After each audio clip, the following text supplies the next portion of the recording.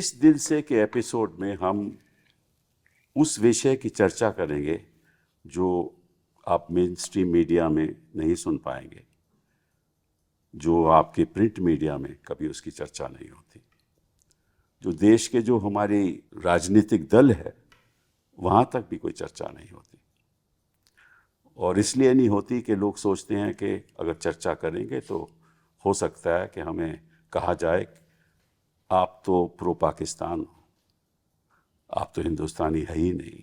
तो विषय है कि जब हमारा देश बना, हमारे संविधान बना, तो एक सेक्युलर देश था और इस सेक्युलर देश में धर्म के आधार पे कोई मतभेद नहीं हो सकता था, होना नहीं चाहिए था। और जब तक तो ये ठीक चलता रहा तब तक तो सब ठीक था। लेकिन 1984 में जब राजीव जी दोबारा सत्ता में आए तो भाजपा की केवल पार्लियामेंट में 2 सीटें रह गई। तो वो सोचने लगे कि अब कुछ करना तो चाहिए, भाजपा की जो आने वाले इतिहास में भाजपा का क्या हाल होगा। तो उसी संदर्भ में अडवाणी जी ने अपनी रथ यात्रा चलानी शुरू की। उससे पहले शाहबानों का केस हुआ, उस पर विवाद पैदा हुआ राजीव जी के टाइम। रथ यात्रा बड़ी सक्सेसफुल रही और वाजपेयी जी फिर भाजपा सरकार में आए, वाजपेयी जी प्रधानमंत्री रहे और फिर उसके बाद 10 साल की सरकार कांग्रेस की हुई। इस बीच में कुछ गुजरात में कुछ एक्सपेरिमेंट्स हुए। तो मोदी जी उस समय मुख्यमंत्री थे गुजरात के, उन्होंने लगा कि ये तो एक्सपेरिमेंट बड़ा सफल रहा है।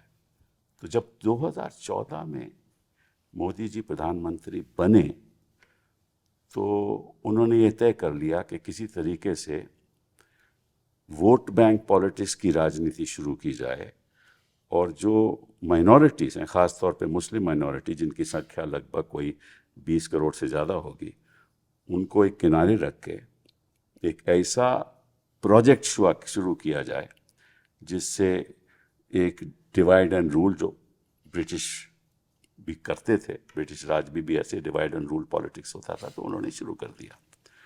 तो फिर कभी हिजाब की बात, कभी लव जिहाद की बात, कभी वोट जिहाद की बात, कभी फ्लड जिहाद की बात, कभी हर चीज़ में, कभी अब बुलडोज़र की बात। और बयानों में जब चुनाव होते थे कि किस किस्म के बयान दिए जाते थे प्रधानमंत्री द्वारा, उनके मंत्रियों द्वारा। तो आज इस स्थिति पे हिंदुस्तान पहुंचा है कि कोई अल्पसंख्यक, खास तौर पे मुस्लिम माइनॉरिटी के बारे में बात करने को तैयार ही नहीं कि उनकी क्या स्थिति है, उनके मन में क्या बीतती है।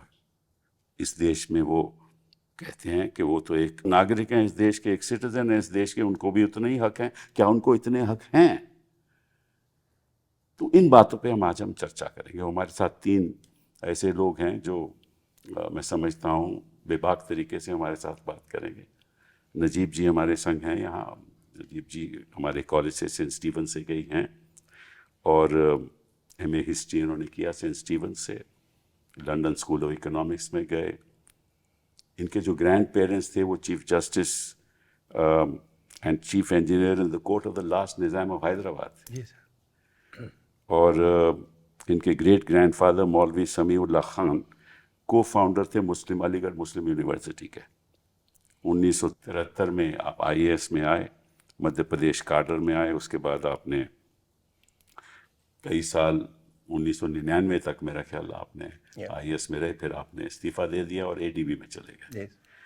और थोड़ी देर आपने फिर ऑब्जर्वर रिसर्च फाउंडेशन में काम किया और जो एनर्जी सेक्टर था ख़ास तौर पे अफ़गानिस्तान का, उसको कैसे रीबिल्ड किया जाए, उसमें आपका बड़ा योगदान रहा। तो आप वाइस चांसलर रहे जामिया मिलिया के। मेरे साथ अपूर्वानंद जी हैं, वो एक हिंदी के एक टीचर हैं और वो उन्होंने अपनी यूनिवर्सिटी बिहार से आपने हिंदी की डिग्री ली और प्रोफेसर बने और थोड़ी देर उन्होंने आपने बिहार में पढ़ाया।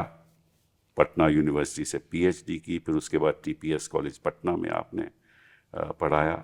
फिर महात्मा गांधी इंटरनेशनल हिंदी यूनिवर्सिटी में आप 1999 आपको अपॉइंट किया गया, और जो नेशनल करिकुलम फ्रेमवर्क था हमारा, उसमें आप बनाने का आपका बड़ा योगदान रहा, और आप कोर कमेटी में थे, मुझे मालूम है, जो जिसने डिज़ाइन किया नेशनल करिकुलम प्रोग्राम, और आपने प्रोफेसर यशपाल के साथ काम किया। तो आप बेसिकली जो सेकुलर ट्रेडिशन है हिंदुस्तान की, उससे आप पूरे जुड़े हुए हैं। हमारे साथ एक डॉक्टर रक्षंदा जलील भी हैं। ये लिटरेरी हिस्टोरियन हैं। उन्होंने लगभग 49 किताबें, 25 तो उन्होंने खुद लिखी हैं और 24 इन्होंने एडिट की हैं। तो इनके बारे में मैं क्या कहूँ। मैं टाटा मैग्रॉ हिल के साथ काम किया है, जो इंडिया सेंटर की पब्लिकेशन डिवीज़न के साथ आप काम किया है। आप जो कैम्ब्रिज के जर्नल हैं उसमें आप लिखती हैं, क्वार्टरली जर्नल में लिखती हैं आप, और कई शॉर्ट स्टोरीज़ इन्होंने कंपाइल की हैं, कलेक्शंस हैं इनकी शॉर्ट स्टोरीज़ की। तो और इनको एक PhD भी किया इन्होंने, progressive writers movement as reflected in Urdu literature. So मैं समझता हूँ कि जो चर्चा जिसकी शुरुआत हम करने वाले हैं, ऐसे लोगों के साथ करेंगे जो बेबाक होकर अपनी बात देश के सामने रखेंगे। क्या हमारा हिंदुस्तान बदल गया है 2014 के बाद, नजीब जी? सर, यकीनन 2014 एक वाटरशेड मोमेंट है। ऐसा नहीं है कि तकलीफ़ें और सांप्रदायिक विवाद उससे पहले नहीं थे, लेकिन 2014 के बाद जो सिग्नल सरकार ने और जो पार्टी पावर में है उसने दिया, मेरे जहन में सिग्नल मुसलमानों को ये दिया गया कि आपका धर्म इस्लाम जो है ये एक थर्ड क्लास धर्म है।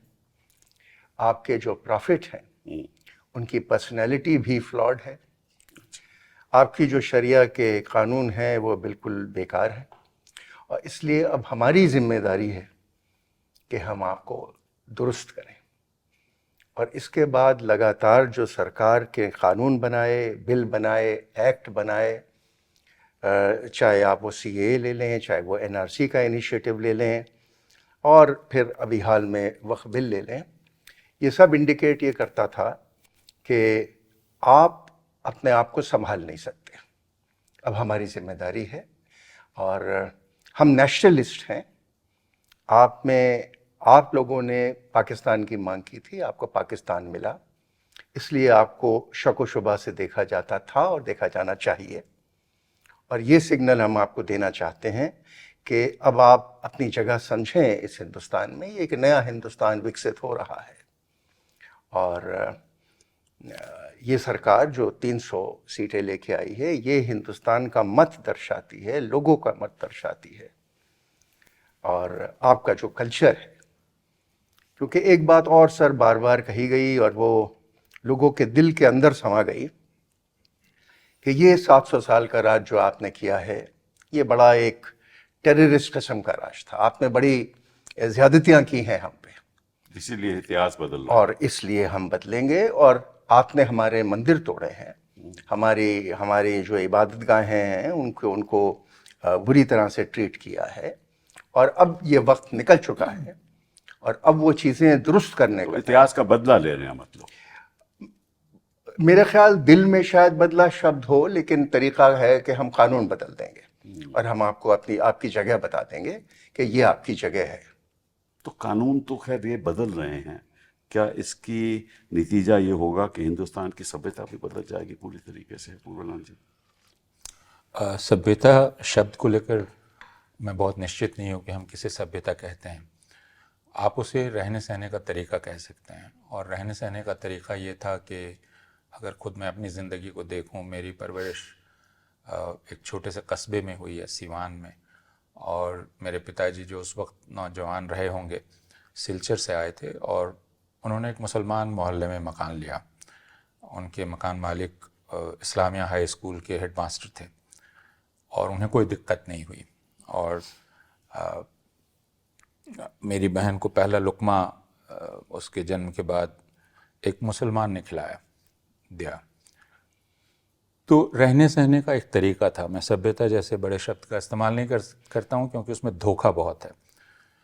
उस रहने सहने के तरीके में हिंदू, मुसलमान, बाकी लोग आसपास रहते थे, और मैं ये नहीं कहूँगा कि हमारे पूर्वाग्रह नहीं थे, पूर्वाग्रह थे हिंदुओं के मुसलमानों के बारे में, मुसलमानों के मन में हिंदुओं के बारे में। उनके साथ और उनके बावजूद हम साथ रहते थे। ताजिया जब निकले तो हम साथ रहते थे, रामलीला हो तो मुसलमान भी उसमें हिस्सा लेंगे, झगड़े भी होते थे, लेकिन यह साथ रहने का तरीका अब बदल गया है। 2014 के बाद निश्चित रूप से बदल गया है। आप जैसे दुर्गा पूजा अभी शुरू हुई है, जो हिंदुओं के लिए बहुत खुशी का मौका है, लेकिन अब हिंदुओं के त्यौहार जैसे ही आने वाले होते हैं वैसे ही मुसलमानों के लिए खौफ का माहौल हो जाता है। क्योंकि मेरे पास अभी कुशीनगर से मेरे एक छात्र ने मुझे एक वीडियो दिया आकर, जो हिंदू है, और वो बहुत परेशान था। उसने कहा कि यहाँ ये मुस्लिम इलाका है जिसमें मदरसा है, मस्जिद है, 94% मुसलमान हैं, यहाँ कभी मूर्ति नहीं बैठाई जाती थी, लेकिन इस बार ज़बरदस्ती मूर्ति बैठाई गई है। और फिर जो वीडियो दिखाया उसमें भारतीय जनता पार्टी के नेता भाषण दे रहे थे, जो बहुत ही भड़काऊ भाषण था और जिसका मतलब था कि वहाँ हिंसा हो ही जाएगी। तो मैं ये, आप जब कहते हैं सभ्यता बदल जाएगी, मैं ये मानता हूँ कि रहने सहने का तरीका काफ़ी कुछ बदल गया है। और जो चीज़ पहले पूर्वाग्रह में थी अब वह नफ़रत में और हिंसा में तब्दील हो गई है। और हिंदू समाज का एक बहुत बड़ा हिस्सा खामोशी से रेडिकलाइज हो गया है। हम आमतौर पर रेडिकलाइजेशन शब्द का इस्तेमाल मुसलमानों के लिए करते हैं, और मुझे याद है राजनाथ सिंह ने 2015 में कहा कि मैं ये कहना चाहता हूँ कि हमारे मुसलमान रेडिकलाइज नहीं हुए हैं। तो मेरी इच्छा हुई मैं कि उनसे पूछूं, और आज भी मैं पूछता हूँ कि हमारे हिंदू रेडिकलाइज हुए हैं कि नहीं।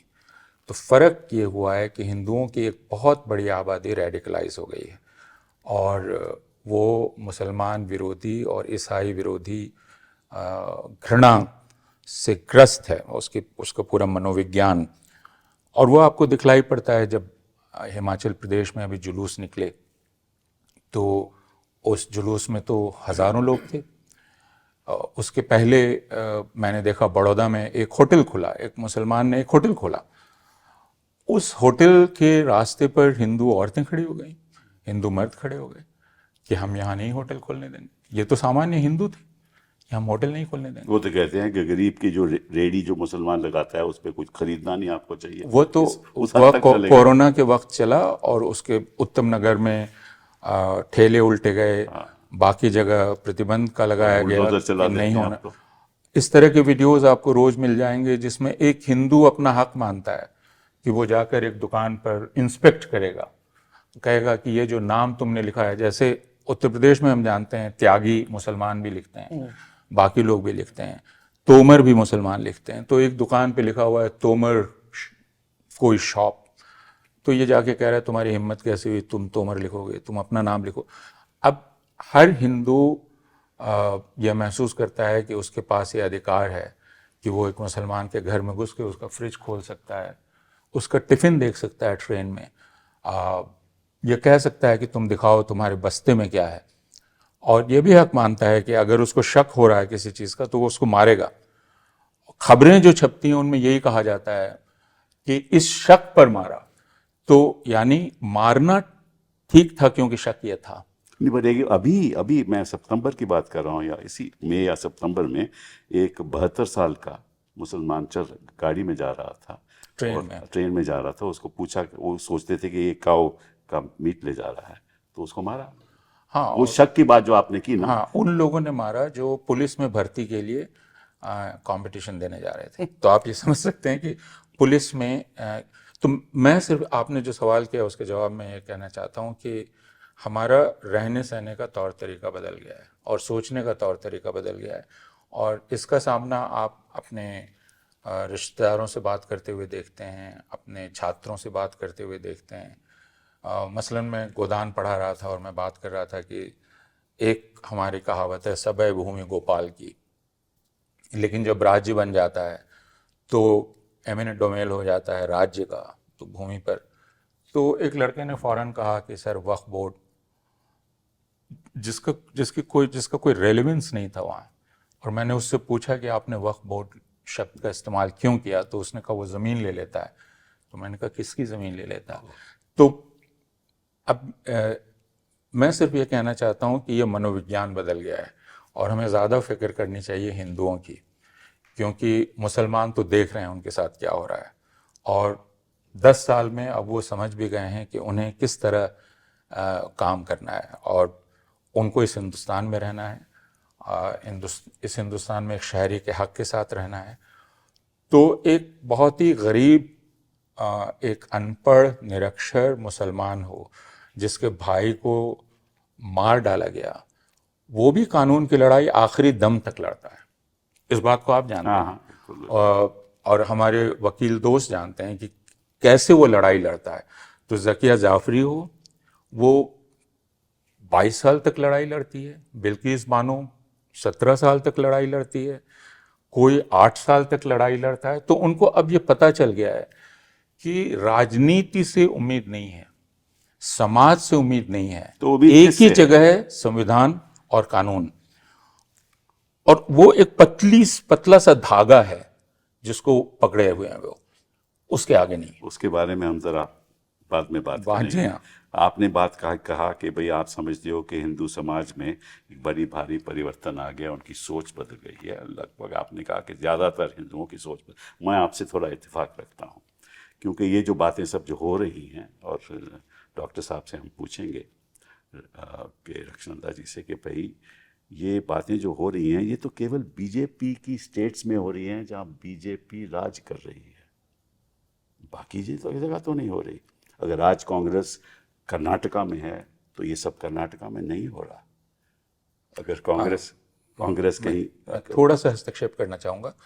कर्नाटक में अगर आप फिलिस्तीन का झंडा लेकर एक जुलूस निकालते हैं तो आप गिरफ्तार हो जाते हैं, कांग्रेस की सरकार है। नहीं, मैं आप हिंदू रेडिकलाइज हो रहे हैं ना, जो आप बोल रहे हैं। तो वो पुलिस हिंदू है, मैं सिर्फ ये कहना चाह रहा हूँ। वो ठीक है, लेकिन सारी हिंदू पुलिस नहीं है।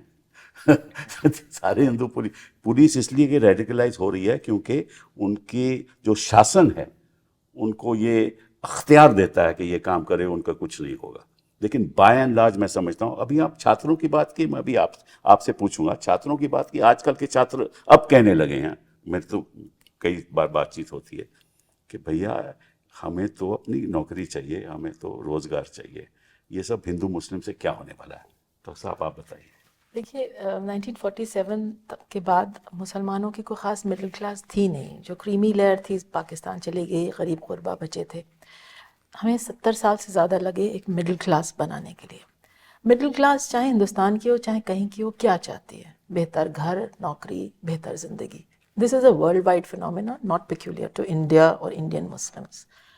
अब हम समझते हैं, हमसे मेरी मुराद ये है कि जो एक एवरेज हिंदुस्तानी हिंदू है वो एक लेंस से मुसलमानों को देखता है।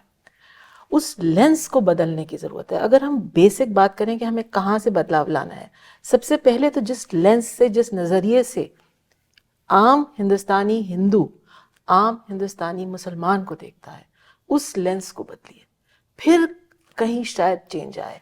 और फिर शायद आप समझ पाएँ कि जो खौफ है, जो डिप्रेशन है एवरेज हिंदुस्तानी में, वो बहुत रियल है। मैं कई लिहाज से प्रिविलेज्ड हूँ क्योंकि मेरे पास तालीम है, मैं दिल्ली में रहती हूँ। लेकिन अगर मेरा जैसा शख्स डर के रहता है, खौफ महसूस करता है, 2 दफ़ा सोचता है अपनी नेम प्लेट अपने घर पे लगाने पे। मैं अगर हवाई जहाज़ से जा रही हूँ तो खुदा हाफिज़ कहने से पहले मैं 2 दफ़ा सोचूंगी।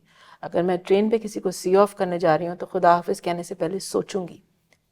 ये सब अलामतें एक सेहतमंद सोसाइटी की नहीं है। एक बड़ा तबका हिंदुस्तान का अगर डर के रहता है, नेचर ने आपको सर झुका के जीने नहीं सिखाया था। You were meant to stand upright, hold your head high with dignity and lead your life in whatever way. गरीब अमीर की तो बात ही नहीं हो रही है, प्रिविलेज अनप्रिविलेज की बात ही नहीं हो रही है। हम अगर नेचर के उस निज़ाम से दूर चले जाएंगे और हम डर के साथ रहेंगे। मैं पॉलिटिकल साइंटिस्ट नहीं हूँ, हिस्टोरियन नहीं हूँ, एक सिर्फ लिटरेचर की स्टूडेंट हूँ। एक छोटी सा जिक्र बताती हूँ। अनीस रफ़ी की एक कहानी है, उर्दू में लिखी गई है। कहानी का नाम है कर्फ्यू सख्त है। बहुत खूबसूरत कहानी है, लेकिन वो ख़त्म कहाँ होती है? एक शहर है, वहाँ कर्फ्यू लगा हुआ है। ज़रा सी देर को इजाज़त दी जा रही है कि आप में से जो लोग नमाज़ पढ़ना चाहते हैं आ जाइए, बशर्ते ये कि आप हाथ ऊपर करके आएँ। तो देखते क्या है कि मोहल्ले में से एक कतार निकलती है लोगों की हाथ ऊपर किए। आप में से जो लोग जानते हैं नमाज कैसे पढ़ी जाती है, आपको मालूम है कि ऐसे सजदा किया जाता है। वो लोग नमाज भी ऐसे हाथ ऊपर खड़े करके करते हैं। छोटी सी कहानी है, लेकिन कहीं ये इंडिकेट करती है बड़ी पॉलिटिकल करेक्टनेस के साथ, बग़ैर कोई नाम लिए, बग़ैर उंगली दिखाए, बग़ैर किसी को दोष दिए हुए, लेकिन ये निशानदेही करती है उस खौफ की। तो मुझे लगता है कि उस खौफ को बजाय इसके नज़रअंदाज कर दिया जाए या कह दिया जाए कि अरे ये विक्टिमहुड पहने हुए हैं मुसलमान, उसको एक्सेप्ट कर लें पहली बात, और फिर समझें कि वो कहाँ से खौफ आ रहा है। ये बात आपकी ठीक है कि मुस्लिम कम्युनिटी को ये खौफ है। क्वेश्चन इज के ये तो एक अलग मुद्दा है कि क्योंकि जो समझता है कि उसके खिलाफ ये कुछ हो सकता है, उसी को कोई कत्ल कर सकता है, उसको ट्रेन में बैठा मार सकता है, वो तो डर से ही चलेगा। लेकिन क्या ये सारे हिंदू समाज में फैल चुका है, ये सोचने की बात है। आपके हिसाब से फैल चुका है? काफ़ी हद तक फैल चुका है सर। हो सकता है, बड़ी हद तक। हाँ हो सकता है फैल चुका हो। अगर ऐसा है तो सारे हिंदुस्तान में ही ऐसा होना चाहिए। लेकिन मुझे नहीं मालूम कि जहाँ जहाँ हमारी नॉन बीजेपी सरकारें हैं वहाँ ये वाक़े नहीं होते, एटलीस्ट दिखाए नहीं जाते। नहीं सोच सर, तो है, लेकिन ये दो मुख्तलिफ चीज़ें हैं। हाँ, दे आर डिफरेंट थिंग्स। एक कि क्यों नहीं उन सरकारों में हो रहा, अगर फैल भी चुका है तो उन सरकार में इसलिए नहीं हो रहा क्योंकि जो शासक है, जो एडमिनिस्ट्रेटर है, कलेक्टर, एसपी, वो सरकार की तरफ देखता है। तो आपके नॉर्थ इंडिया के काउ बेल्ट में सरकार आपकी वाहवाही कर रही है अगर 4 लोग मर जाएं तो, या आप बुलडोज़र चला दें तो। लेकिन अगर आप यही चीज़ कांग्रेस की सरकार में करें या बिहार में करें या कलकत्ते में करें तो वो आप नहीं कर पाएंगे क्योंकि आपका जो शासक है वो आपके चीफ मिनिस्टर की तरफ देख। लेकिन इसका ये मतलब नहीं है कि आबादी में दिल बदल गया। उसी एक हमारे बड़े सीनियर पॉलिटिकल लीडर हैं सर, वो किसी डीजी पुलिस को एड्रेस कर रहे थे कुछ साल पहले। उनको ये कह रहे थे कि आप बेबाकी से काम करिए क्योंकि हमने जनता का मन बदल दिया है।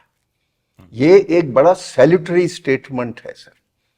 तो आज जब हरियाणा में जिन्होंने जिक्र किया रक्षाबंधन ने नमाज पढ़ने से रोक दिया जाता है, एक डेजिग्नेटेड जगह है जहां सालों से नमाज पढ़ी जा रही है, दिल्ली में वहां लाके रोक दिया जाता है। दिल्ली में भी ऐसा ही हो रहा है। तो लात मारी गई एक शख्स पे। एक हरियाणा में नूह के पास एक इमाम साहब का कत्ल कर दिया गया, 2023।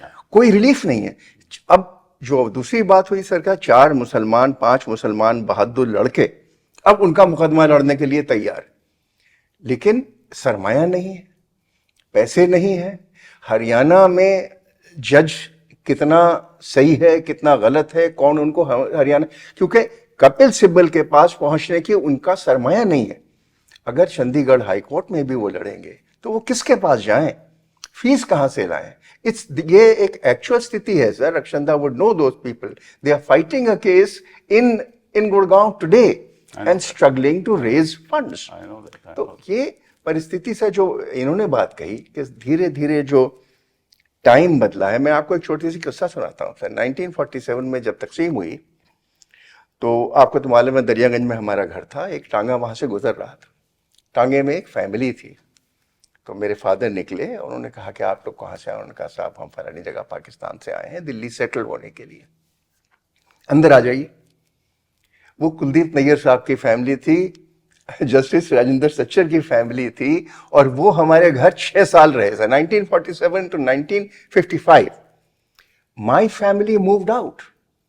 तो ये तो रहन सहन का तरीका था। सही बात। और ये 1947 है, वो तो खत्म हो गया। तो जिसको आपने तबाह कर दिया वो सर। तबाह। अब जब इश्क हो जाए और एक मुसलमान लड़का एक हिंदू लड़की से शादी कर ले तो वो लव जिहाद हो गया है। अब कल बरेली के जज साहब ने तो कहा कि साहब इनको लाइफ इम्प्रिजनमेंट कर दी जाए। तो ये अंधेर नगरी चल रही है सर, और ये जज साहब से कोई पूछने वाला नहीं है। आपका सुप्रीम कोर्ट क्यों नहीं उन जज का एक्सप्लेनेशन आज कॉल करता, और चीफ जस्टिस साहब उनको क्यों नहीं निकाल देते? That is the question that I would like to ask. तो इसके जिम्मेदार कौन है ये बताइए आप। देखिए, एक तरफ मेन स्ट्रीम मीडिया बात नहीं करता, दूसरी तरफ कोई अखबार इसको आगे नहीं, मतलब it's not the main news in any newspaper. कोई सोशल मीडिया पे अक्सर थोड़ी बहुत बात होती है, कोर्ट नज़रअंदाज कर देती हैं, तो फिर जाएं तो जाएं कहाँ? हाँ, ये दुविधा बिल्कुल असली दुविधा है। लेकिन मैं जैसा देख पाता हूँ वह यह है कि जैसा मैंने कहा कि हम सब लोग एक राज्य में रह रहे हैं जो कानून से चलता है, कानून है। और मेरा पूर्वाग्रह आपके बारे में है, इनका मेरे बारे में है। उन पूर्वाग्रहों को राज्य ख़त्म नहीं कर सकता, लेकिन राज्य ये कर सकता है कि उस पूर्वाग्रह के चलते मैं आपको कोई नुकसान नहीं पहुंचाऊंगा। राज्य इसका इंतज़ाम कर सकता है। यह जो चीज़ ख़त्म हो गई कि आपको इस बात की छूट दे दी गई कि आप अपने पूर्वाग्रह को हिंसा में तब्दील कर सकते हैं और राज्य वहाँ आपके साथ खड़ा होगा। यह एक बहुत बड़ी तब्दीली हुई है। दूसरे कि चूंकि भारतवर्ष एक जनतंत्र है और जनतंत्र के चलने का तरीका चुनाव है और चुनाव में आप बहुमत इकट्ठा कर सकते हैं वोटों के ज़रिए और ज़्यादा वोट हिंदुओं के पास हैं, तो आप हिंदू को अपील करना चाहते हैं। और आपने एक हिंदू साइकोलॉजी या मनोविज्ञान समझ लिया है कि अब हिंदू होने का, हिंदू की परिभाषा क्या है? हिंदू की परिभाषा है जो मुसलमान से नफरत करता है या जो मुसलमान को लेकर जिसके मन में एक द्वेष है। ये सारे राजनीतिक दल मान गए हैं। इसलिए मैं आपको राजनीतिक दल क्यों नहीं बोलते? हाँ, मैं वही बता रहा हूँ। मैं आपको एक वाकया बतला रहा हूँ छोटा सा। ये है शायद सन 2013 का या 14 का, जिसमें दिल्ली के करीब अटाली नाम की एक जगह है हरियाणा में। उसमें गरीब मुसलमानों की एक बस्ती थी, दिहाड़ी करके काम चलाने वालों की, और वहाँ के जो दबंग हिंदू थे उन्होंने कहा कि तुम मस्जिद नहीं बना सकते यहाँ, गांव से दूर 2 किलोमीटर दूर जाके बनाओ। ये उन्हीं की ज़मीन थी मुसलमानों की, चूँकि उन्होंने मस्जिद, और मस्जिद क्या थी, एक कमरा था जिसको वो बनाना चाह रहे। तो हिंसा हुई, पूरी बस्ती तबाह कर दी गई। हम एक राजनीतिक दल के नेता के पास गए कि आप कम से कम वहाँ राहत ले जाइए, और उन्होंने हमें एक बहुत दिलचस्प बात कही। उन्होंने कहा देखिए चुनाव आने वाले हैं और हमें दिल्ली में नंबर 2 की पार्टी बनना है। नंबर 2 की पार्टी बनने के लिए हमें मुसलमानों का वोट चाहिए। मुसलमान हमें तब तक वोट नहीं देंगे जब तक उनको इसका एश्योरेंस ना हो कि हमें एक अच्छा खासा हिंदुओं का वोट नहीं मिल रहा है। लेकिन हिंदू हमें वोट नहीं देंगे अगर वो ये मानेंगे कि हम सिंपैथेटिक हैं मुसलमानों की। तो मुसलमानों को ये समझना चाहिए कि अभी हम उन्हीं की भलाई के लिए उनसे डिस्टेंस मेंटेन कर रहे हैं ताकि हम हिंदुओं को वोट ले सकें। और ये मेरे लिए बहुत दिलचस्प था। वो बहुत सिंसियरली मुझे समझा रहे थे कि आप हमारी मजबूरी समझिए कि क्यों हम अभी नहीं जा सकते। जैसे ही मजबूरी थी 2002 के बाद से अब तक कि कांग्रेस प्रेसिडेंट ज़किया जाफरी से खुलेआम नहीं मिल सकी। धुलिया में महाराष्ट्र में मुसलमानों के खिलाफ हिंसा हुई और हम लोग गए। कांग्रेस की सरकार थी, कांग्रेस एनसीपी की, और हमने मुख्यमंत्री को फ़ोन किया। कांग्रेस के लोग आए लेकिन बंद कमरे में वो मुसलमानों से मिले। उन्होंने कहा आपको समझना चाहिए हम publicly we can not be seen with you. तो यही तो है ना। तो यह जो डर है राजनीतिक दलों में कि हम चुनाव हार जाएंगे, कि हम चुनाव हार नहीं, और उनकी समझ है हिंदुओं के बारे में कि अब हिंदू में एम्पैथी नहीं रह गई है। यानी they have very low opinion of. समझते हो कि ये समझ सही है? नहीं, मैं अभी भी नहीं मानता हूं। मैं कह रहा हूं कि हिंदुओं का बड़े पैमाने पर रेडिकलाइजेशन हुआ है। लेकिन अगर आप इसी चुनाव के नतीजे को देखें तो ये जो अभी जो चुनाव का नतीजा आया, तो ये कहा जा सकता है कि हिंदुओं की एक बड़ी आबादी ने बीजेपी को साथ जाने से इनकार कर दिया। तो फिर आप इस आबादी की इज्जत कर रहे हैं कि नहीं जिसने इनकार किया है? इसके बाद भी मैंने देखा कि 4 जून के बाद 1 महीने में जितनी लिंचिंग की घटनाएं हुई और मुसलमानों के खिलाफ वायलेंस की, वो उतनी देर में पिछले 10 साल में भी नहीं हुई थी। लेकिन किसी राजनीतिक दल ने यह नहीं कहा कि मुसलमानों पर हिंसा नहीं होनी चाहिए। तो फिर आप उस मैंडेट को भी रिस्पेक्ट नहीं कर रहे थे जो मैंडेट आपको मिला था। तो एक तो राजनीतिक दलों का फेलियर है, दूसरा शासन जो है, और जो खास तौर पे जो इन्वेस्टिगेटिंग एजेंसी है, जो पुलिस है, वो शासन की तरफ देखते है नहीं। मैं सिर्फ उसमें एक इंटरवीन करना चाहता हूँ। मैं थोड़ा सा मतभेद रखता हूँ आपसे। मेरा ये मानना है कि प्रशासन और पुलिस का एक बड़े पैमाने पर हिंदुत्वकरण हो गया है, और ये बहुत गंभीर बात है। समाज का हो जाए, राजनीतिक दलों का हो जाए, लेकिन अगर स्टेट एपरेटस का हिंदुत्वकरण हो जाए तो ये बहुत, जैसे और मैं इसको कहता हूं कि स्टेट एपरेटस के जो रिफ्लेक्सेस हैं वो रिफ्लेक्सेस बदल गए हैं। मसलन इनके पास शिकायत गई कि फला साहब ने गलती की है और इन्होंने फौरन बुलडोजर भेज दिया एज रिफ्लेक्स। ये कैसे हो सकता है? एक डिस्ट्रिक्ट मैजिस्ट्रेट, एक म्युनिसिपल कमिश्नर तुरंत बुलडोज, तो ये रिफ्लेक्स है। जी, मैं थोड़ा सा मैं भी इत्तेफाक रखता हूँ। रीज़न इज कि ऐसे ऐसे मैजिस्ट्रेट उन पोस्ट में बिठाए जाते हैं जो उसी सोच के हो, उसी भावना के हो। सारे डिस्ट्रिक्ट मैजिस्ट्रेट ऐसे नहीं हैं। मैं देयरफॉर जो भी पोस्टिंग्स करता है, कोई भी चीफ मिनिस्टर जब पोस्टिंग करता है, ये देख कर करता है कि ये मेरा काम करेगा। नहीं सर, ये फिर वही बात है कि दो डिफरेंट चीजें हैं। कुछ डिस्ट्रिक्ट मजिस्ट्रेट बदले हैं और कुछ नहीं बदले हैं, लेकिन पॉलिटिकल पार्टीज की हौसला खत्म हो चुका है। ठीक बात है आपकी। मैं तो एडमिनिस्ट्रेशन की बात कर रहा हूँ। आप देखें सर, सीए का जो एजुटेशन था दिल्ली में, या 2020 के जो दंगे थे दिल्ली में, केजरीवाल साहब की सरकार गायब थी। बिल्कुल गायब थी, क्योंकि वो तो हनुमान चालीसा। एग्जैक्टली। सो ये मैं आपसे अर्ज कर रहा था कि पॉलिटिकल, अच्छा कांग्रेस की आप बात कर रहे थे सर, जो कठवा में रेप हुआ था, बिल्कुल, मुसलमान लड़की का, उस आदमी ने तारीफें की, उस आदमी को आपने टिकट दिया है। बिल्कुल सही। तो ये this soft Hindutva I you agree think with is so attractive. I think the political parties have failed the system by not standing up for the Except the principles communists, of the except the Constitution. communists. My understanding Except- is that I still think that. between the political class and Muslims stands state apparatus. और अगर एक district magistrate, and मैं जानता हूँ उन district magistrates को, उन police officers को जिन्होंने 84 में भी स्टैंड लिया और जिन्होंने 2002 में स्टैंड लिया, उनके केस लड़ते रहे। हाँ, लड़ते रहे। तो अगर ये जो बीच वाली चीज है वो मिल जाएगी मॉब से, यानी भीड़ जो काम करती है, अगर वो काम पुलिस करने लगेगी, मैं नहीं और समझता DM कि करने सारे लगेगा। पुलिस के लोग ऐसे कर रहे हैं। सारे कभी नहीं करते हैं, लेकिन प्रायः ऐसा अब होने लगा है। सर मैं 10 साल डिस्ट्रिक्ट मैजिस्ट्रेट रहा हूं सर, कांग्रेस के जमाने में मध्य प्रदेश में। स्पष्ट ऑर्डर थे सेंट्रल गवर्नमेंट के, it was a Congress government here, कि पहले गोली चलेगी, बाद में आप बात करेंगे अगर कम्युनल दंगा होगा तो।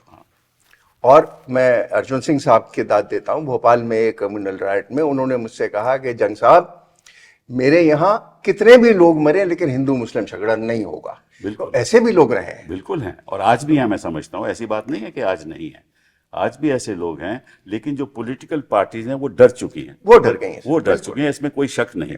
लेकिन रक्षिता जी ये बताइए मुझे, ये पॉलिटिकल पार्टी तो डर चुकी हैं, तो फिर हम ये कह सकते हैं कि सिस्टम कहाँ टोटली फेल कर गया है? किसको हम कहें कि इनको अब खड़े होकर कहना होगा? क्या अदालतें? सर, मैं सिस्टम की तो बात नहीं करूंगी, मैं समाज की बात करूंगी, और मैं आपका ध्यान ले जाना चाहूँगी रथ यात्रा की तरफ। मैं अपनी ज़िंदगी में उसको एक बहुत डिफाइनिंग मोमेंट मानती हूँ। मुझे लगता है कि रथ यात्रा ने, अडवाणी जी की उस यात्रा ने हिंदुस्तान को बांट दिया दो तरह के लोगों में, और वो तादाद अब बढ़ रही है। जो फसल हम इस वक्त काट रहे हैं नफरत की, ये फसल 1919 की बोई हुई है वाजपेयी जी फिर हारे साहब, लेकिन अगर एक सोच ने जन्म दिया, उस सोच को एक लेजिटिमेसी ये मिली। भी 2 बार कांग्रेस की सर, सरकार आप फिर से देखिए, कुछ चीज़ों को जोड़िए, join the dots, information technology, opening up the economy, surplus cash, हर चीज़ मिल जाती है और एक बड़ी ड्रामेटिक फ्लावरिंग होती है एक सोच की। जितना पैसा कभी लोगों ने नहीं देखा था, कैश नहीं देखा था, Indian economy is opening up, the IT is coming in a big way, and by the turn of the century, यानी 2000 के बाद से, तो हम जब से व्हाट्सएप और ये सब चीज़ें आ गई हैं, एक तरह की सोच को फैलाने में मेरे पास कोई एक्सपीरियंस नहीं है एडमिनिस्ट्रेशन की बात करने की, जंग साहब बेहतर बता सकते हैं, मैं सिर्फ लोगों की बात बता सकती हूँ। और जिस समाज में मैं रहती हूँ, जिन लोगों से मेरा उठना बैठना है, जिस तरह के लोगों से मैं मिलती हूँ, जिनकी सोच को मैं समझने की कोशिश कर रही हूँ, वो सोच मुझे ये बताती है कि उसकी झलक आपको RWA ग्रुप्स में मिलती है, आपको एलुमनाई ग्रुप्स में मिलती है। इस वक्त बहुत डेंजरस है स्कूल एलुमनाई ग्रुप्स को भी ज्वाइन करना, कॉलेज एलुमनाई ग्रुप्स को भी ज्वाइन करना। आप और हम सोचते हैं people like us, people we went to school and college with, there is no such thing as people like us, because the people we went to school with or college with, people who were our colleagues, you know, it's very difficult to have a political conversation. It's very difficult to have a civil conversation with so many people. सोच की बात है, सोच बदली है, और ये सोच 1919 के बाद बहुत इसने ताकत ली है। इसमें तो कोई शक नहीं, इसमें कोई शक नहीं कि सोच बदली है, लेकिन क्या हिंदुस्तान के हिंदुओं की सभी की सोच बदली है? ये बात मैं नहीं मानता। कुछ हद तक जरूर बदली है, काफी हद तक बदली है, काफी हद तक बदली है। लेकिन देखो, इसमें भी एक दोगली बात है जो भाजपा करती है। एक तरफ तो कहती है cow vigilantism and cow beef ban, but beef ban किन स्टेट्स में है? जहां ये राज कर रहे हैं। बाकी जहां कहाँ है? असम में क्यों नहीं करते? यहाँ राज करते हैं। गोवा में नहीं करते। तो ये भी एक इनकी, मनोहर जी ने तो अश्योरेंसेस दी थी कि we will make sure that इसका मतलब कि ये एक पॉलिटिकल षड्यंत्र है और कुछ नहीं है। बिल्कुल बिल्कुल सर, ठीक है ना। और जो एंटी कन्वर्शन लॉ जो ये ला रहे हैं, that is also a political stunt. क्योंकि कौन कन्वर्ट कर रहा है किसी को आज के दिन? अरे दो अगर युवा लोग ऑन द बेसिस आज किसमें हिम्मत है कन्वर्ट होने की? किसमें हिम्मत है? ये दूसरी बात। बट अब कानून ये कहता है कि अगर कोई ऐसी मैरिज होगी तो पहले तो इंफॉर्मेशन दी जाएगी, फिर उसकी ऑब्जेक्शंस दी जाएंगी, और फिर कहीं जाकर तो कभी शादी होगी ही नहीं, तो फिर लोग डरते होंगे, एक दूसरे से डरते होंगे। कानूनों में, मैं इस इश्यू पे आया हूं, कानूनों की वजह से ये दहशत फैल रही। देखिए, 3 रास्ते हैं। एक जो 2014 के बाद, 2014 में जो चीज़ हुई वो ये, पहली बार हिंदुस्तान की राजनीति में स्थापित हुआ कि आप मुसलमानों के बिना सरकार बना सकते हैं, और ये एक बहुत बड़ा परिवर्तन था कि आप लेकिन 2014 के बाद इस सरकार ने 3 तरीके अपनाए मुसलमानों को दूसरे दर्जे का नागरिक बनाने के। एक तरीका था कानून, जिसकी आप बात कर रहे हैं, यानी आप ऐसे कानून जैसे सीएए में इन्होंने नागरिकता की परिभाषा को बदल दिया, और मुसलमान एक नागरिकता के उस रास्ते पर नहीं चल सकता जिस पर बाकी सब लोग चल सकते हैं। विरोध तो हिंदुओं ने किया। मेरा इसमें मतभेद है फिर कि हिंदुओं ने इसका विरोध किया। हिंदुओं ने इसका विरोध नहीं किया, वो उसमें शामिल नहीं हुए, और इसीलिए एंटी सीए मूवमेंट सिर्फ मुसलमानों का मूवमेंट बन के रह गया। क्योंकि हिंदू नहीं, आप कह रहे हैं कि कानून पास नहीं, देखो उसको लागू कैसे किसने किया आज के दिन? नहीं, इसलिए कि आपने रूल्स नहीं बनाए, क्योंकि आप उसको जिंदा रखना चाहते थे, और एक बड़ा रेजिस्टेंस हुआ था। लेकिन मैं सिर्फ ये कह रहा हूँ अभी कि आपने पहला कानून बनाया, जैसे कानून में एंटी लव जिहाद, एंटी कन्वर्जन, सीएए, ट्रिपल तलाक, जो जेंडर जस्टिस के नाम पे लाया गया, लेकिन जो दरअसल मुसलमान मर्दों को क्रिमिनलाइज करने के लिए किया गया था। तो एक तो रास्ता कानून का है, दूसरा रास्ता था मॉब वायलेंस का, स्ट्रीट वायलेंस का, जिसमें अब एडमिनिस्ट्रेशन शामिल हो गया है, और तीसरा रास्ता था मुसलमानों को लगातार डिमोनाइज करने का।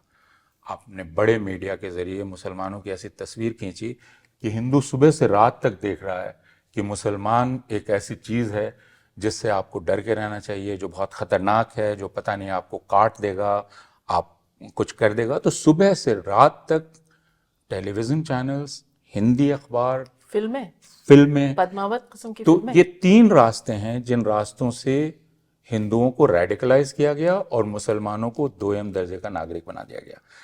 चौथा मैं मानता हूँ जुडिशरी है, जिसमें जुडिशरी इंडल्जेंट है। जैसे बाबरी मस्जिद की जगह को जब आपने हवाले किया मंदिर के लिए, तो उसका लब्बो लुबाब क्या था? ये था कि हिंदू बड़ी चाहत के साथ उस जगह को देख रहे थे इतने सालों से, तो आप उन्हें दे दीजिए। आप कहते जा रहे हैं कि नहीं मस्जिद थी, ये था, वो था, लेकिन हिंदुओं की चाहत थी। और जुडिशरी का इंटेलिजेंस, जिसको मैं कहता हूँ ज्यूरिस्प्रूडेंस ऑफ क्यूरियोसिटी, जो ज्ञानवापी में इन्वोक किया गया, जिसमें कहा गया कि अरे भाई मेरी सिर्फ इच्छा है जानने की कि इसमें है क्या, तो मैं टाइटल नहीं मांग रहा हूँ, लेकिन मैं इंस्पेक्ट तो कर सकता हूँ। उसका नतीजा है कि अब ज्ञानवापी में पूजा हो रही है। तो ये इंडल्जेंस जो जुडिशरी का है, ये 4 चीजें मिलकर इन्होंने हिंदुस्तान को बदल दिया है। आपका कहना बिल्कुल ठीक है कि हिंदुओं की एक बड़ी आबादी हो सकता है खुद बहुत एम्बिवेलेंट हो, और हम जानते हैं साइकोलॉजी लोगों की कि वो अपने ख्यालात को ही लेकर एम्बिवेलेंट हो सकते हैं, लेकिन आप उसमें से किस हिस्से को उकसावा दे रहे हैं? मैं एक एम्बिवेलेंस के साथ जी रहा हूं, आप मेरे उस हिस्से को उकसावा दे रहे हैं लगातार जो बेसर इंस्टिंक्ट है मेरी, और उसमें हर कोई लगा हुआ है। नरेंद्र मोदी जाके भाषण देते हैं, हर भाषण में ये बात करते हैं, बाकी नेता करते हैं, अखबार करते हैं, जुडिशरी जजेस ऐसे बयान देते हैं। तो फिर हिंदू आबादी का वो जो बेसर हिस्सा है वो प्रोमिनेंट होता है। अब देखिए भाषण मोदी जी ने दिया कि आपके हिंदुओं के जो मंगलसूत्र है, जो गोल्ड ज्वेलरी है, वो आपसे ली जाएगी और उन लोगों को बांटी जाएगी जो ज़्यादा संख्या के हैं, ये सब दे रहे हैं। तो उनको मालूम है कि भाई ये तो हमारा पॉलिटिकल मुद्दा है, ये जान के कर रहे हैं, उनको कोई लेना देना नहीं हिंदुस्तान के। लेकिन इसका असर इसका पड़ता है लोगों असर पर। इतना खराब पड़ता है। यू आर एब्सोल्युटली राइट, लेकिन फिर भी उनको वोट नहीं मिला इस बार, नहीं मिला, लेकिन इसके बावजूद वोट नहीं मिला। उससे तो सर मैं इसलिए डिफर करता हूं कि उसका मजाक बन गया, बहुत बड़े हिंदू समाज में उसका मजाक बन गया जब आपने कहा कि मंगलसूत्र ले लेंगे और भैंस चुरा लेंगे और टूटी चुरा लेंगे। जो लोग फेंस पे बैठे थे और इधर आ जाते वोट करने के लिए, वो शायद इधर नहीं आए। ये तो काउंटर पड़ गया इनको, क्योंकि इतना ज्यादा बोल गए। और desperation और जो भाषा का एक्सप्रेशन था, जो बिल्कुल शोभा नहीं देता है किसी भी प्राइम मिनिस्टर को, वो तो इनको नुकसान कर गया। नहीं, बट यही तो बात है ना कि ये आपकी कैंपेन कुछ स्तर तक तो चल सकती है, बिल्कुल, लेकिन 10 साल के बाद मैं समझता हूं कि ये कैंपेन चलाना बड़ा मुश्किल है। और जो सबसे मैं समझता हूं जो खतरनाक बात है कि जब तक जुडिशरी ये तय नहीं करेगी कि ये हम इस देश में होने नहीं देंगे, बिल्कुल, क्योंकि the ultimate solution is with the judiciary only.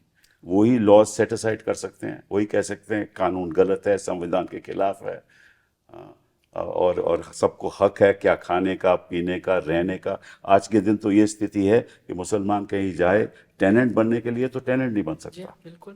तो उसका नतीजा ये है कि वो गेट वाइज होता है। मैं आपको छोटी सी बात बताऊं, देखिए हमारे जिसमें मैं मेंबर ऑफ पार्लियामेंट भी था, चांदनी चौक में, तो इन्होंने अपने बनाया ना कि स्कूल की एडमिशन के लिए 1 या 2-3 किलोमीटर में अगर स्कूल होगा उस वहीं एडमिशन ले सकेंगे। तो मेरे लोग आके यहाँ कहते थे कि साहब हमारे यहाँ तो कोई स्कूल ही नहीं है 3 किलोमीटर में, एक्सेप्ट सेंट जेवियर्स, तो हमारे बच्चों को एडमिशन कहाँ मिलेगी? और कहीं और जा नहीं सकते, कोई टेनेंट नहीं रखने को तैयार। तो ये जो गेटवाइजेशन हो रहा है ये तो बहुत ही खतरनाक है। सर हकीकत ये है कि मुसलमान आज हिंदुस्तान में मस्जिद नहीं बना सकता, नई मस्जिद नहीं बनेगी, कब्रिस्तान का एक्सटेंशन नहीं हो सकता, अगर कहीं मुसलमान आबादी हो तो वहाँ स्कूल नहीं बन सकता, जो 2 अच्छी यूनिवर्सिटीज़ हैं उनका कैरेक्टर ख़त्म कर दिया जाएगा।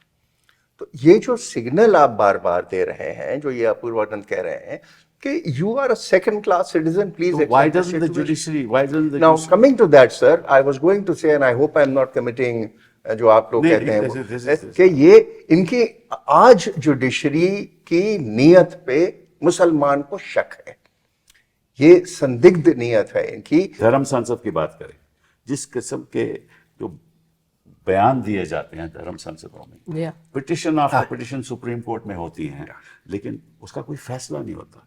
कोर्ट कहती है कि हाँ, एडमिनिस्ट्रेशन को बोलती है कि आप FIR दर्ज करो, वो FIR दर्ज भी हो जाए उसका कोई नतीजा नहीं होता। तो जो मेरा मकसद ये है कहने का कि कानून के द्वारा ही, जजेस के द्वारा ही बदलाव आ सकता है मेरे हिसाब से। उमर खालिद क्यों बंद है 4 साल? आप बिल्कुल ठीक कह रहे हैं। मैं न्यूरमबर्ग ट्रायल देख रहा था जजेस का, उसकी फिल्म देख रहा था। लेसन है, एक जज है जो आखिर में कबूल कर लेता है कि उसने गलती की है, शुरू से आखिर तक वो टिका रहता है कि उसने कोई गलती नहीं की, लेकिन आखिर में वो कबूल कर लेता है। और फिर उससे जो प्रोसिक्यूटर है वो मिलना चाहता है, जो अमेरिका से अमेरिकन जज है, और वो जज उसको कहता है, you know sincerely we didn't know that it was coming. और वो प्रोसिक्यूटर उसको आंख में देखता है, कहता है कि you knew that it was coming and yet you did it. आप देख लें ना, किसी को बेल नहीं मिलती आज के दिन। और बेल नहीं मिलती है, उसका क्या, उमर उमर खालिद खालिद उमर खालिद 4 साल से बंद नजर बच्चा। और उसमें अदालत ने कहा क्या, अदालत ने कहा ये कि उमर खालिद इतना शातिर है कि वो बोलता ही नहीं है, उसकी खामोशी उसके गुनाह का सबूत है कि वो इतना शातिर दिमाग है कि वो जानता है कि नहीं बोल के क्या किया जा सकता है। उसका जुर्म ये था कि उसने स्पीच एक बॉम्बे में की, महाराष्ट्र में की, अमरावती में की, 2 महीने पहले, और राइट्स यहाँ हुए तो वो जिम्मेदार है, ही इज द नहीं, माइंड। और उस पूरी स्पीच में वो नॉन वायलेंस की बात कर रहा है, वो गांधी की बात कर रहा है। अदालत उसको इंटरप्रेट ये कर रही है कि ये आदमी इतना शातिर है कि ये दरअसल ये बात करके दूसरा कुछ कन्वे करना चाहता है। तो आप पूरे एविडेंस के प्रिंसिपल को ही उलट देते हैं। तो कोई, या अभी जो जज ने कहा, वो औरत कह रही है कि भाई मेरे साथ कोई जुल्म नहीं हुआ, मेरे साथ कोई जबरदस्ती नहीं हुई, मैं अपनी मर्जी से, लेकिन जज कह रहा है कि मैं मान ही नहीं सकता इसकी बात, इसलिए इसने लव जिहाद किया है और इसको इतनी सजा मैं दूंगा।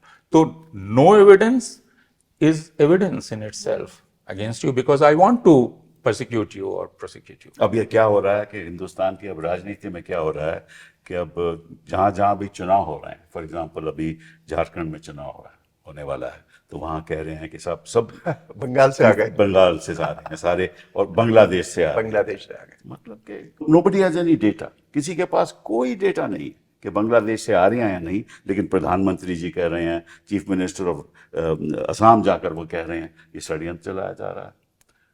और कोई सीईसी जो इलेक्शन कमीशन है वो कुछ नहीं कहती। नहीं, वो कह रहा है, जैसे झारखंड के चीफ सेक्रेटरी ने खत लिखा कि आप यहाँ का माहौल बिगाड़ रहे हैं और ये नहीं करना चाहिए, तो इलेक्शन कमीशन ने कहा कि you can not write this. I agree. मतलब इलेक्शन कमीशन ये कह रहा है कि he has a right to spread hatred. वो तो पक्षदार ऐसे नहीं। जो इंस्टीट्यूशन खत्म हो जाए, आपकी मीडिया, मेन स्ट्रीम मीडिया खत्म हो जाए, आपकी जुडिशरी जो करना चाहिए नहीं करे, और प्रिंट मीडिया सवाल नहीं उठाए, तो आप जो प्रशासन है वो तरफदारी करे, सीईसी इनके तो जाए कहाँ बताइए। तो एक ग्राउंड स्वेल है जो ओपिनियन को चेंज कर सकता है। मेरे ख्याल से हमें उसी का इंतज़ार करना होगा और हमें कहीं अपने पास से सबक सीख। तो अगर सब रेडिकलाइज हो गए तो इंतज़ार किस चीज़ का? नहीं, सब तो देखिए नहीं रेडिकलाइज हो सकते, वो तो नेचर के दस्तूर के खिलाफ है। एक फाशिस्ट प्लेबुक है जिसके साथ काम किया जा रहा है। हमने ये सब चीज़ें जर्मनी में देखी और बहुत साल पहले नहीं, barely half a century ago all this has happened। ये उत्तराखंड में जो कहा जा रहा है कि अपने नाम बताइए, वहाँ कहा गया था कि आप स्टार ऑफ डेविड पेंट कीजिए और अपने हाथ पे अपना निशान लगा के चलिए ताकि हम पहचान जाएं। और हमसे तो बहुत पहले, कुछ साल पहले कहा गया था कि हम पहचान जाएंगे उनको उनके कपड़ों से। तो अब जहाँ कपड़ों से नहीं पहचानेंगे तो नाम चाहते हैं। तो ये एक फाशिस्ट सोच है। कहीं ना कहीं मेरे ख्याल से ग्राउंड स्वेल इस सोच के खिलाफ एटलीस्ट चर्चा तो होनी चाहिए। चर्चा होगी। The elephant in the room needs to be called out. ये खामोशी जो लोग चुप्पी साधे हुए हैं, सबसे बड़ी मेरे ख्याल से मुश्किल इसमें है। People need to have conversations like this, maybe more conversations। और ये जो डाइनिंग टेबल conversations हैं, जो WhatsApp conversations हैं, मैंने सुना है कि यहाँ पे families are split। यानी एक मेज पे फैमिली बैठ के बात नहीं कर सकती क्योंकि लोगों के डाइवर्जेंट ओपिनियंस हैं। This is our hope. अगर मुझे उम्मीद की कहीं किरण दिखती है तो मुझे डिसेंट में दिखती है। डिसेंट तभी होगा जब लोग समझेंगे कि इस हिंदू मुस्लिम विवाद में हमें कुछ नहीं मिलने वाला, हमें तो नुकसान ही नुकसान। बिल्कुल, तभी बदला। तो इसीलिए मैंने सोचा कि एक ऐसा प्रोग्राम किया जाए जहां जो सच्चाई है देश के सामने, जो हमारे सामने सच्चाई खड़ी है कि आप इस देश के जो यूनिटी है, जो मुसलमान जिनको हक था वो वहाँ भी जा सकते थे, लेकिन उन्होंने कहा हम पाकिस्तान नहीं जाएंगे, ये हमारा देश है। हाँ, क्यों जाएं, ये हमारा देश है, ये हमारा। आपके मदर के बारे में बात कर रहा हूँ, आपने खुद लिखा है ये मेरा देश है, मैं यहाँ रहूँगा। अगर उसको कहो कि ये तेरा देश नहीं है तो मैं समझता हूँ। लेकिन मुझे लगता है इससे हमें एक कदम आगे जाना चाहिए। रक्षंदा जलील ये कह सकती हैं कि आप कह सकते हैं कि हमारे पुरखों ने ये फैसला किया। मैं अभी पैदा हुआ हूँ, फर्ज कीजिए, आप मुझसे क्यों पूछ रहे हैं? बिल्कुल सही। मैं अभी पैदा हुआ हूँ, मेरा पूरा हक है मैं आपको ये बताऊं कि मेरे पुरखों ने क्या फैसला किया। हो सकता है मेरे नाना जी चले गए हों तो गए, सही बात। लेकिन मैं यहाँ हूँ, मेरा पूरा हक है, आप होते कौन है मुझसे पूछने वाले। यह मसला यह है जिसको सबको समझने की ज़रूरत है कि आपको किसी ने अधिकार नहीं दिया कि आप दूसरे से यह पूछें कि हिंदुस्तान में तुम किस तरह रहोगे और किस तरह नहीं तो रहोगे। क्या खाओगे, क्या पियोगे, क्या पहनोगे। एक दस्तूर है, जो दस्तूर बना हुआ है उस दस्तूर के मुताबिक आपको चलना चाहिए। जो संविधान है जिसके लिए उर्दू लफ्ज़ दस्तूर है, उस दस्तूर के मुताबिक ही आप चलेंगे और रहेंगे। लेकिन जिस बात की तरफ आप इशारा कर रहे थे कि करना क्या चाहिए, तो एक तो हिंदू समाज को, जिसको मैं कहता हूँ कि उसको वापस चीज़ें अपने हाथ में लेनी चाहिए। जैसे अगर गरबा आप करते हैं, आप सालों से गरबा करते चले आए हैं, आज आकर बजरंग दल का एक आदमी कहता है कि आपकी गरबा कमेटी में जो आदमी 20 साल से था वो अब नहीं रह सकता, और आप कबूल कर लेते हैं, आप डिसमेंटल कर देते हैं, वो डरता है ना। तो हिंदू समाज को अब चीज़ें अपने हाथ में लेनी होंगी, और उनको ये जो गुंडे हैं या बजरंग दल या मोनू आरएसएस, मनेसर, उनको कन्फ्रंट करना होगा। ये काम हिंदुओं का है कि मोनू मानेसर उनका लीडर नहीं है, correct. बाकी लोग उनके लीडर नहीं है। जो आप कह रहे थे कि अगर इतने लोगों ने वोट दिया इनके खिलाफ, तो उन वोटर्स को बाकी चीजें भी अपने हाथ में लेनी होंगी। वो कहेंगे कि भाई गरबा हम करेंगे, तुम कौन होते हो। अब आकर एक ऐसी अहमकाना बात करता है कि गरबा के गेट पर आप गौमूत्र रखिए और छिड़किए और फिर एंट्री दीजिए, तो हिंदुओं को कहना चाहिए कि ये बेवकूफ़ी नहीं चल सकती यहाँ, मतलब हम इतने अहमक नहीं हैं।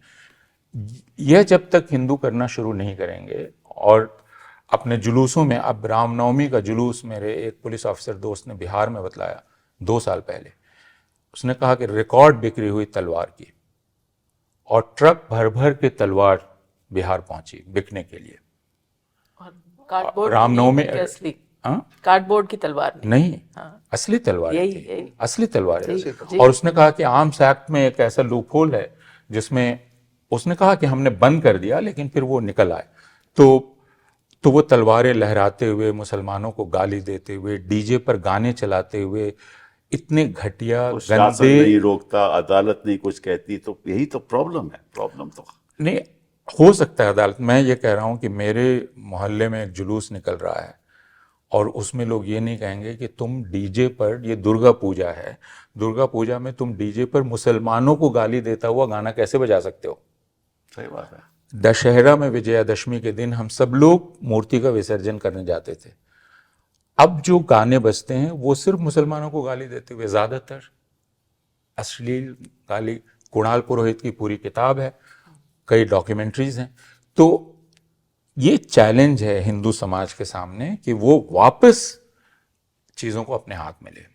But you know, these are all offenses under the court, under जो the. कावड़िया यात्रा में हो रहा है उत्तर प्रदेश में, आप देखो, उत्तराखंड में, देखिए आप वो देखिए कि कावड़िया यात्रा हमने अपनी आंखों के सामने बढ़ती हुई देखी है, और उस रूट में मुसलमानों के जो दुकानें हैं या छोटी बिजनेसेस हैं, they are in peril. Absolutely, उस दौरान तो बंद होती ही हैं। कल बंद कर दी गई। जी जी।